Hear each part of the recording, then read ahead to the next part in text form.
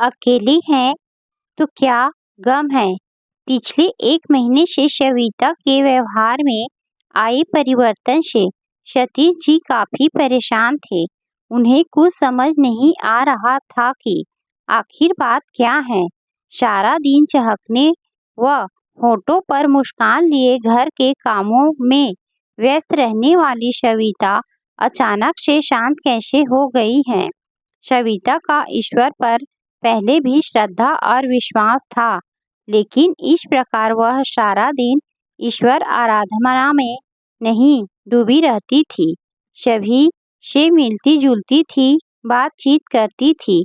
इस तरह से खोई खोई सी और शांत तो कभी नहीं रहती थी। सविता कम से कम दिन में एक बार तो अपने दोनों बच्चे, बेटी शुभांगिनी और बेटे शुभम से जरूर फोन पर बात करती थी। बेटी शुभांगिनी का ब्याह जबलपुर में हुआ था, लेकिन वह सागर में रहती थी क्योंकि उसका पति हरीश और वह दोनों सागर विश्वविद्यालय में असिस्टेंट प्रोफेसर थे और उनकी एक बेटी भी थी, हर्षिता। बेटा शुभम और उसकी पत्नी आरती बेंगलुरु के एक आईटी कंपनी में थे। उनका भी एक बेटा था, अंश। इधर सविता की चुप्पी सतीश जी को बेहद बेचैन कर रही थी और उधर सविता इस दुविधा में थी कि वह किस प्रकार अपने मन की व्यथा सतीश जी के संग साझा करे। सविता नहीं चाहती थी कि वह सतीश जी को उस सच्चाई से अवगत कराए जिसे सुनकर उन्हें दुख हो या उनके मन को ठेस पहुँचे। सविता असमंजस में पड़ गई थी कि वह सतीश जी से कैसे कहे कि जिन बच्चों पर वह अपनी जान छिड़कती थी, उनके एक फोन कॉल पर वह सब कुछ छोड़ छाड़ कर उनके पास दौड़ी चली जाती थी। आज उन्हीं बच्चों को अपने ही माता पिता की उपस्थिति खलने लगी है। उनके प्यार और दुलार को वो सिर दर्द समझते हैं। सविता अक्सर सतीश जी को अकेला छोड़कर कई दिनों के लिए अपने बेटे या फिर बेटी के पास उनके बच्चों को संभालने के लिए चली जाया करती थी और सतीश जी भी कभी मना नहीं करते थे। भले ही सविता की अनुपस्थिति में उनका काम बढ़ जाता था, ऑफिस के साथ ही साथ घर का भी काम उनके सिर पर आ जाता था। सविता के बेटा बहू व बेटी दामाद दोनों वर्किंग थे और उन्हें जब भी सविता की मदद की आवश्यकता पड़ती, बेटा बेटी अपनी अपनी जरूरत के हिसाब से सविता को अपने पास बुला लिया करते थे। पिछले महीने जब सतीश जी सेवानिवृत्त हुए थे तो पूरा परिवार इकट्ठा हुआ था। बेटा बहू, बेटी दामाद और उनके बच्चे सभी आए थे। यह देख सविता और सतीश जी दोनों को यह सोचकर अति प्रसन्नता हुई थी कि आज के जमाने में यहाँ बच्चे अपने माता पिता को बोझ समझते हैं, वहीं उनके बच्चे उनका कितना ख्याल रखते हैं। सविता अपनी सखियों के मध्य कभी भी यह कहने से नहीं चूकती थी कि मेरे बच्चे मेरा अभिमान है। सतीश जी से तो वह अक्सर कहती, अभी तो मैं मेरे बच्चों के पास उनकी जरूरत के हिसाब से जाती हूँ, लेकिन आपके रिटायरमेंट के बाद हम दोनों बच्चों के पास ही चल कर रहा करेंगे। तब सविता को कहाँ पता था कि उसके अपने बच्चों का विचार उनके प्रति ऐसा है। सतीश जी के रिटायरमेंट पार्टी के बाद बेटी दामाद अपने घर जा चुके थे। बेटा बहू जाने की तैयारी में लगे थे। बहू आरती को नारियल के लड्डू बेहद पसंद है। यही सोचकर जब सविता अपने हाथों से नारियल के लड्डू बनाकर एक टिफिन में लेकर उनके कमरे के करीब पहुंची ही थी कि वह दरवाजे पर ठिठक गई। आरती अपने पति शुभम से कह रही थी, देखो अब हमें मम्मी जी की जरूरत नहीं है। अंश अब बड़ा हो गया है, तुम उन्हें साथ चलने को मत कहना। क्योंकि अब वो अकेली नहीं, उनके साथ पापा जी भी चलेंगे। पापा जी रिटायर्ड जो हो गए हैं। तुमने देखा ना, तुम्हारी बहन ने कैसे बड़ी चालाकी से मम्मी जी को यह कहकर टरका दिया कि मम्मी, अब आप यहाँ पापा के ही साथ रहिए, पापा को आपके साथ की जरूरत है। तभी शुभम बोला, हाँ मुझे मालूम है, मैं नहीं बोलूँगा मम्मी को साथ चलने के लिए। ठीक है। यह सब सुनकर सविता के पैरों तले जमीन खिसक गई। उसके दिल को धक्का लगा और वह पूरी तरह से टूट गई।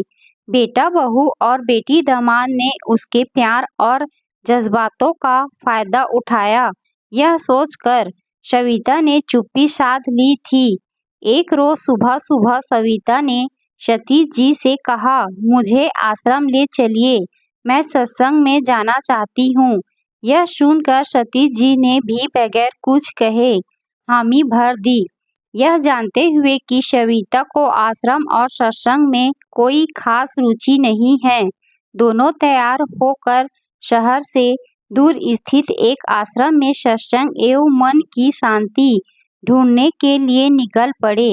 सविता अपने चित्त को शांत करने के लिए कार में भी भजन सुनने लगी। सतीश जी बिना कुछ कहे चुपचाप ड्राइव करते रहे।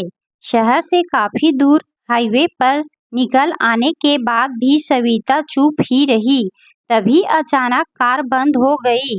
काफी कोशिश के बावजूद वह स्टार्ट ही नहीं हुई।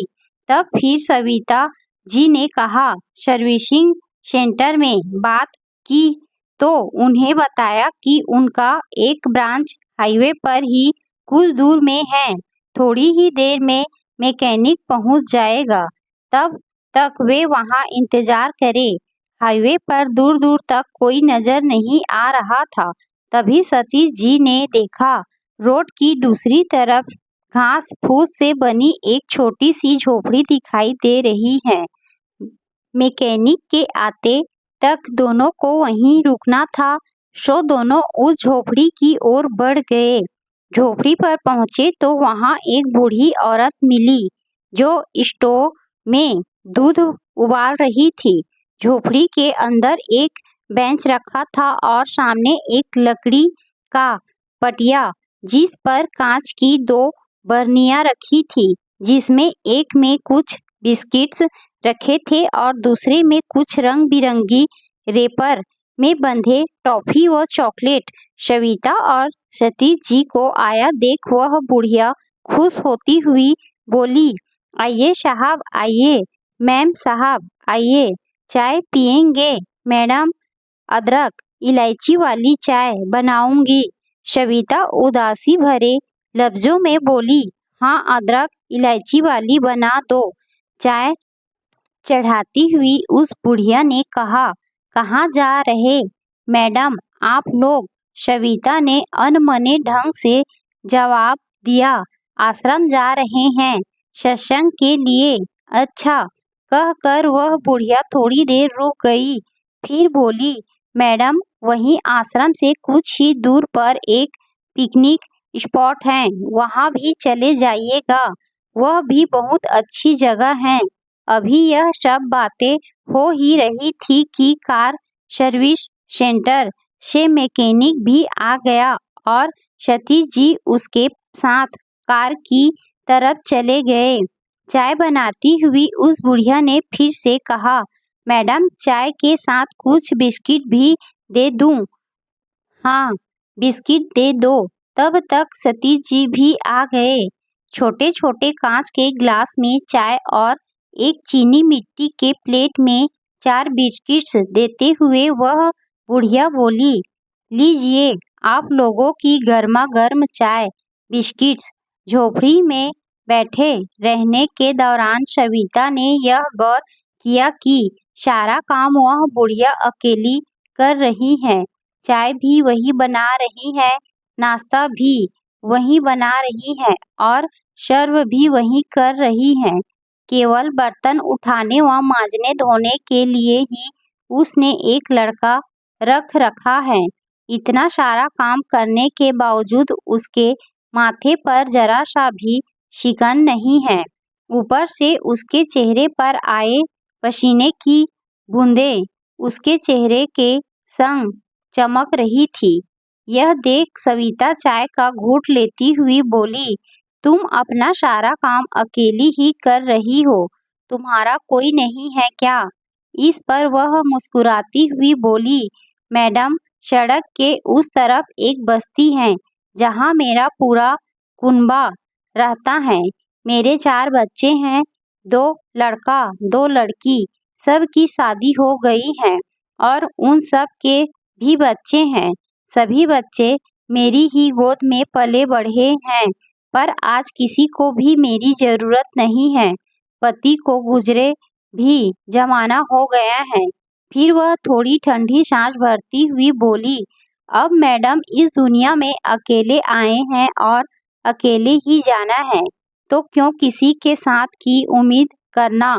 अब बच्चों को मेरे साथ रहना पसंद नहीं है, तो ना सही मैं क्यों इसका गम मनाऊं और उस बात पर रोऊं। दिन भर यहाँ काम करती हूँ, चाय नाश्ता बेचती हूँ और आराम से रहती हूँ। अकेले हैं तो क्या गम।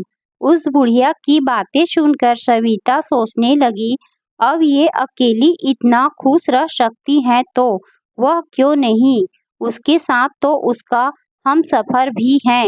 बुढ़िया की बातों के साथ साथ सविता और सतीश जी ने चाय पी ली और तब तक कार भी ठीक हो गई। चाय और बिस्किट के पैसे दे जैसे ही सविता और सतीश जी कार में बैठे, सविता ने कहा, आश्रम नहीं, आश्रम से आगे जो पिकनिक स्पॉट है वहाँ चलते हैं। ऐसा कहते हुए सविता ने रेडियो पर एफएम का बटन दबा दिया, जिस पर गाना बज रहा था, अकेले हैं तो क्या गम है, चाहे तो हमारे बस में क्या नहीं। उस बूढ़ी औरत से मिलकर सविता के होठों की मुस्कान लौट आई थी और चेहरे पर पिछले 1 महीने से जो गम के बादल छाए हुए थे वह भी छट गए।